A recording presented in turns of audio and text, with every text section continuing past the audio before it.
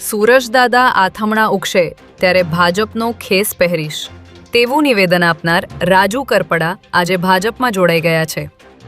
આમ આદમી પાર્ટીના પૂર્વ ખેડૂત નેતા રાજુ કરપડા સત્તાવાર રીતે ગાંધીનગર કમલમ ખાતે પ્રદેશ ભાજપના આગેવાનોની હાજરીમાં ભારતીય જનતા પાર્ટીમાં જોડાયા છે।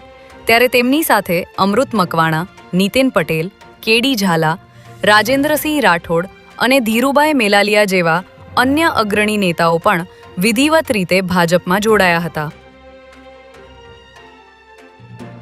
કલોલ તાલુકા પોલીસે બાતમીના આધારે તેરસાપરા ગામની સીમમાં દરોડો પાડી જુગાર રમતા 5 જુગારીઓને ઝડપી લીધા હતા।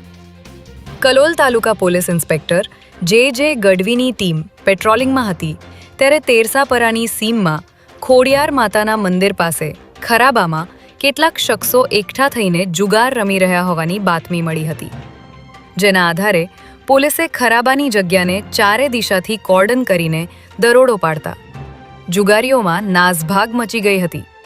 ત્યારે પોલીસે સ્થળ પરથી 5 જુગારીઓને ઝડપી લઈ 49,000થી વધુની રોકડ સહિતનો મુદ્દામાલ કબજે કરી કાયદેસરની કાર્યવાહી હાથ ધરી છે।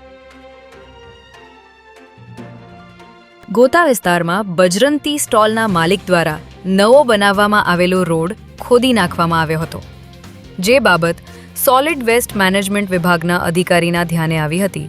ત્યારે જાહેર રોડને મંજૂરી વિના તોડી નાખી અને ગંદકી કરવા બદલ બજરંગ ટી સ્ટોલના માલિકને 1 લાખનો દંડ ફટકારવામાં આવ્યો છે।